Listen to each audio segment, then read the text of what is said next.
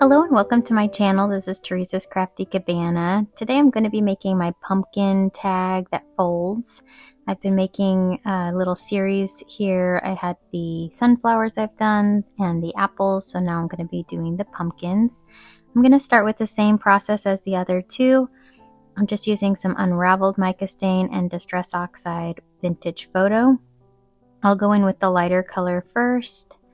And this is kind of a beige color, and then I'll go in just a few areas with the Vintage Photo. And then I take my water and I'm just spraying a very generous amount of water until I start to see it beating up, and my goal is to get it to move around and just kind of completely fill in all the areas with that color, and then I dry it, and this is what it looks like dried. So that's my base. Then I'm also going to be using this texture. It's the cobblestone texture. It's a small embossing folder, 3D embossing folder. To color in my cobblestone, I picked out a few colors. I'm starting with the Decayed and the Phantom Mist. And that's kind of a blue and green color together.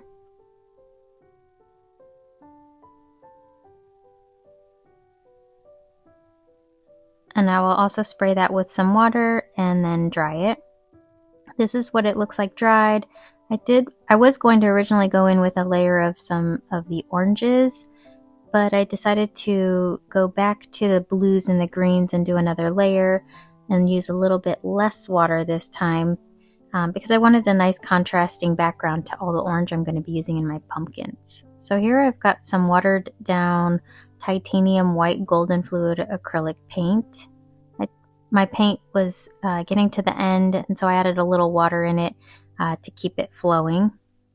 I'm just using my jelly plate to act as a little place to brayer out my paint, and then I'm going to just put a nice thin layer over my cobblestone pieces. This will just catch some of the highlights of those cobblestone areas and give a little bit more interest to that texture.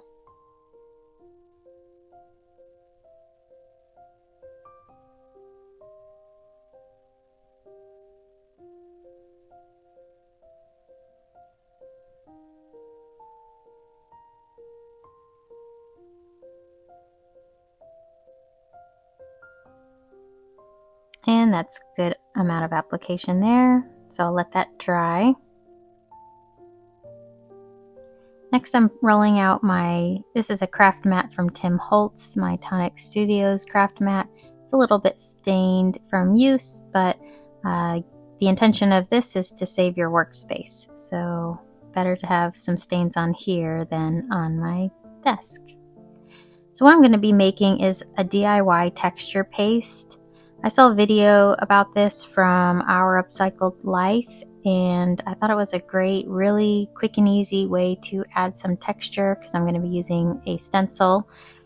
Here I wrote down the instructions from her video. It's some baking soda, then you use some Elmer's glue, the white school glue, and then paint of whatever color you prefer. In her video she used black paint. In mine I'm using white paint. I wanted to start with a neutral base because I knew I could turn that into any color I wanted, so that's why I'm using the white.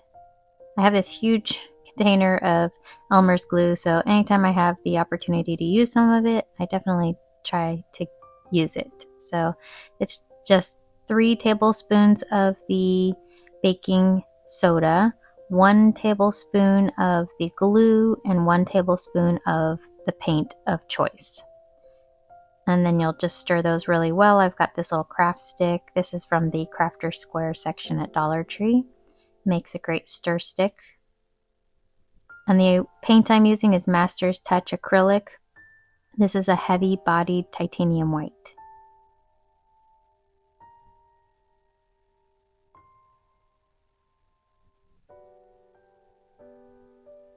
The spoon that I'm using, the tablespoon, is also from Dollar Tree. They sell measuring cups and measuring spoons, and that's a great option for crafters. That way I'm not using the utensils in my kitchen, and I can use it with glue and whatever else I want. So here I just have an old washed out guacamole container that has the lid, and I'm just stirring the 3 pieces together, the 3 parts, and my baking soda did have a few kind of clumps in it, so I'm pressing them against the side and trying to get out as many of those clumps as I can. Once I'm happy with the mixture and the consistency, well, first I wanted to show you, in case you wanted to screenshot this, this is the recipe for this DIY texture paste, and Our Upcycled Life again is the YouTuber that I found this recipe from, and I will link her video below in case you want to watch hers. But here is my first test to see how this works. I have these Stampers Anonymous stencil pumpkins that I'm just going to put on my tag inside, and I'm not sure how much to put down, so this is just a test. I'm using an old gift card from Chick-fil-A to spread it, and you can see it's got a lot of texture. It holds its texture really nice, like it's not like runny. So I'm just pressing it in and kind of pulling forward. Now, if you wanted a better, I guess, application, it would probably be better if you had a sticky backed stencil to use, or put some of that pixie spray on the back of it to hold it, because there were times when it was kind of lifting from the background. But again, I'm not too concerned about that. I just wanted to have a little bit of raised texture in the shape of pumpkins. So even if they blended underneath or bled underneath, I was okay with that. I also wasn't too concerned if I got every single bit of my pumpkins filled in. I'm just trying to get some texture on the background here. And most of this will be covered up anyway. So again, this is just to create a little bit of visual interest once you see the background, how it turns out.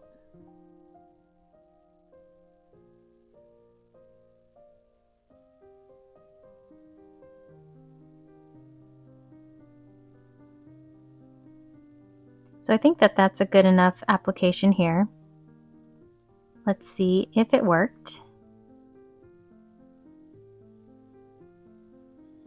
And I think it worked great, especially the later ones that I did. The first pumpkin, yes, it bled underneath, but the other pumpkins, the application I didn't have as much on my card, a little gift card, so it didn't get underneath as much. So I think having less and starting there and then building on top of it gives a better result.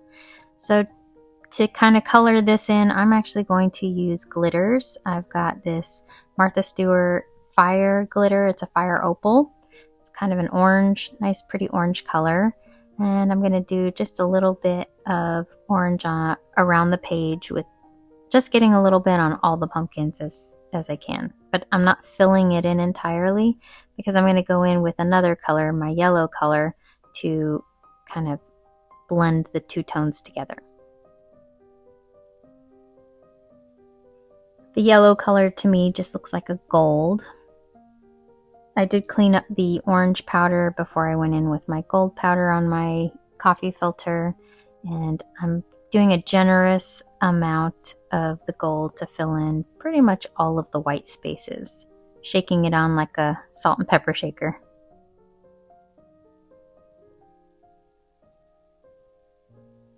Then I can just tap off the excess. And here you see, this is enhanced to show the shine, but you can see all the glitter and shine from this, and the dimension. It really pops from the background, and it's so pretty. I do love how this turned out. So I will clean that up. And then to store this, again, I do have a lid from an old guacamole container.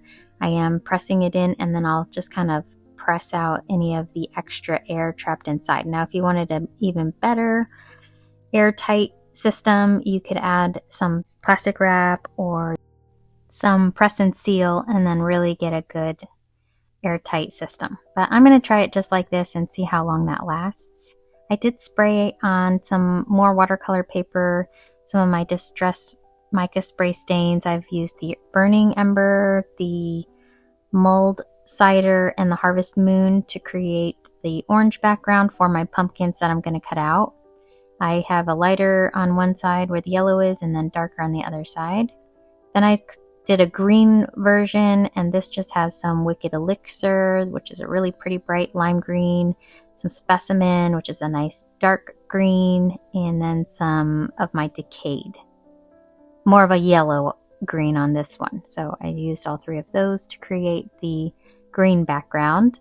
And then the brown is left over from my apples page, and that's just what I'm going to be using for the stems on my little pumpkin pieces.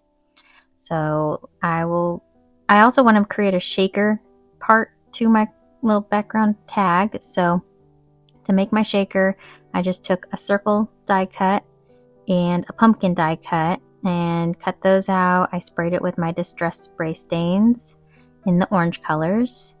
Now, the cobblestone has the same circle size cut out of it, so to make sure that it opens smoothly, I just trimmed around where the stitched edge was, just so that it fits nicely inside. And then I cut out from a piece of plastic. This is just some projector paper, just a size smaller of my circle, and it fit nicely behind the pumpkin.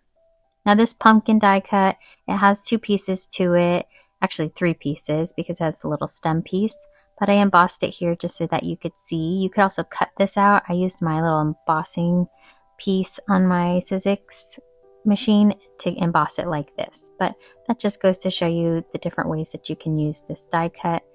I did want to go ahead and glue my plastic piece down, and then that way I've got all my little foam tape pieces cut out already, and I can put those around the background. So then I need to add all my glitter pieces to go inside of this little shaker. I've got my two orangish red glitters, I've got some stars, and I've got some gold chunky glitter. Before I start, I put some double-sided tape on my little cobblestone piece, this little frame. I'm going to set that in the spot that I want it, and that way I know where I want my shaker piece to go. So that's going to get centered in here. So I just know I want to add all my little shaky bits in the inside here, just in the center of this circle. Now, if you wanted to go one step further, I didn't do this on mine. I think if you take some anti-static powder tool to your plastic on the shaker part, the glitter won't stick as bad. I forgot to do that, and I didn't want to do it now that I had taken all of the sticky parts off of my foam tape because I knew then it wouldn't stick so well. But just a reminder, if you are going in and making this, you might want to do something like that anti-static powder tool, or just I think I've used cornstarch in a little powder like packet that I've made homemade, and it usually works just as well. So pushing all my pieces to the center, in order to place my little shaker piece, I do need to close my little window here. That way I can make sure it is centered and it will open smoothly.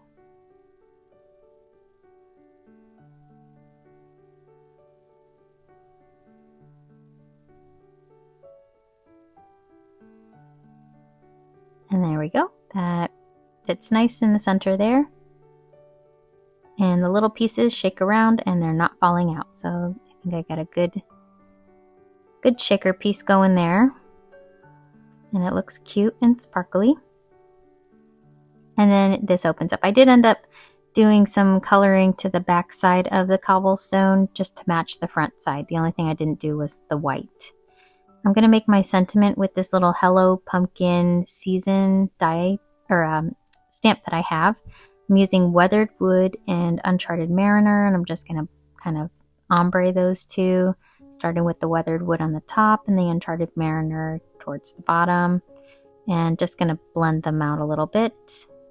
And this is on a piece of watercolor paper that's going to be die cut in the circle shape, and that kind of fits nicely with the shape of this stamp.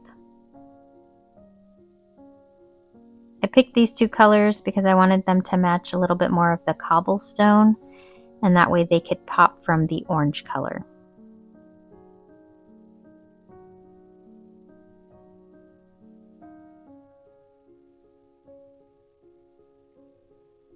I didn't spray any water, but if you wanted to, you could spritz a little bit of water over this, and sometimes that helps with the transfer since this is watercolor paper. So I think that transferred pretty nice there. You can read it. You can see it kind of matches a little bit, especially the weathered wood matches the cobblestone coloring. But that blue kind of pops nicely from those orange pumpkins. Now I've got all my little orange pumpkin pieces here that I cut out. I'm just off camera. I'm going to go through with some gold paint pen and just give some detail around all of the little pumpkins and my little sentiment piece here. I cut a little bit off the top so that it would fit nicely in the corner. And I put foam tape on the back of all my little pieces, and I'm ready to assemble. So this is my largest pumpkin piece, and wherever all my gold pieces are, these die cuts actually do some embossing onto the card or the little pumpkin. So I just used that gold to highlight where the embossing was. It's kind of hard to tell on camera. You'll notice off to the right on my little shaker piece, I also added in that little detail around the orange area and then the brown stem. Here I have all the little curly stem pieces with the green leaves that I had cut from that green distress spray stained background. And I already glued the leaves to the stems and put some foam tape on the leaves, so now I just have to adhere the stem parts wherever they fit.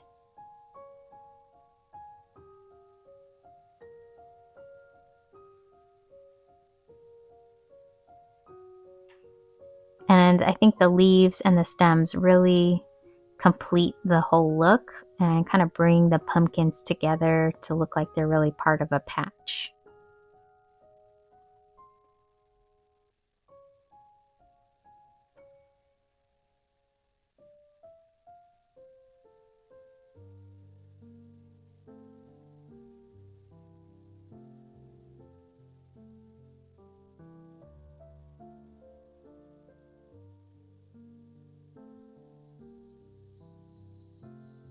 I really did like putting this pumpkin page together. I love pumpkins and the colors of, the orange, yellow colors of fall and the greens. So I think that this one was so much fun to put together and to pick out all the little pieces and the colors for it. So this one was, I think, one of my favorites. I liked how the apple one turned out a lot, but this one I think was my favorite just as it was coming together.